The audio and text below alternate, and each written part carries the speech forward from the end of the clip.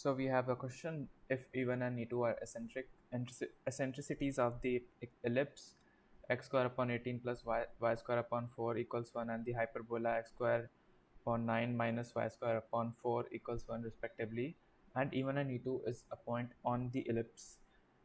This is the equation for the ellipse. Then k is equal to, so we have to find the value of k. So we have a formula: E1 equals root 1 minus 4 upon 18, which will come out to be root 7 by 3. So our E2, just like that, will be 1 plus 4 by 9, which will come out to be root 13 by 3. Since E1 and E2 lies on the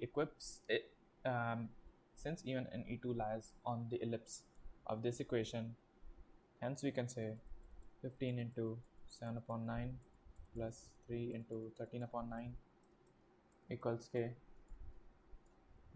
Hence our k will be equal to 16 on solving this equation. We have 16 in our solutions, so answer is D.